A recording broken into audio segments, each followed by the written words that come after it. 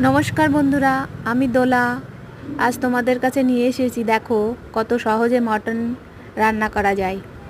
দেখো, তো এই মটনটাকে ভালো করে ধুয়ে নিয়ে এসেছি, কারণ বাজার থেকে নিয়ে এসেছি। তো ধুয়ে ভালো করে প্রেশার কুকারে 3টে সিটি মেরে নিয়েছি। যখন সিটি মেরেছি তখন একটু হলুদ, একটু নুন, অল্প করে নুন, তারপরে একটু আদা কুচি আর গরম মশলা, গোটা গরম মশলা, বিশেষ করে এলাচ দিতেই হয়।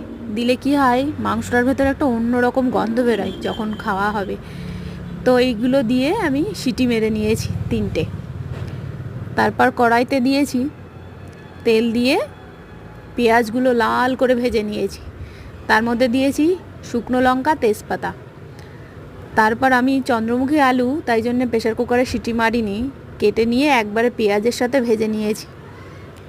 তো পেঁয়াজের সঙ্গে আলুও কষা হয়ে গেল। তারপর মশলা করেছি।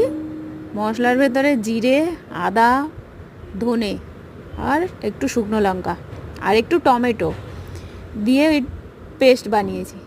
সেই পেস্টটা দিয়ে দিয়েছি কড়াইয়ের ভেতরে। পেঁয়াজের মধ্যে রসুন দিয়েছি, লাল করে মশলাটাকে ভেজে নিয়েছি। দেখো, এত সুন্দর করে ভাজতে হয় যে তেল বেরিয়ে আসবে, তারপর মশলাটা জানবে কষা হয়ে গেছে।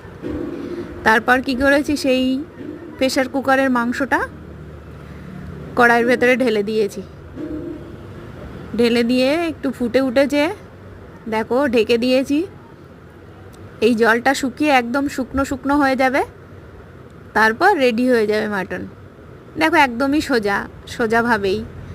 তোমরা কি মাটন এইভাবেই খাও? কমেন্টস করে জানিও। ভালো লাগলে তোমরাও এমন করে খেও।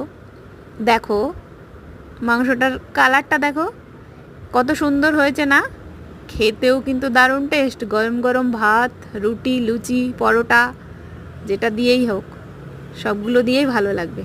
তোমাদের কেমন লেগেছে জানাবে। Thank you.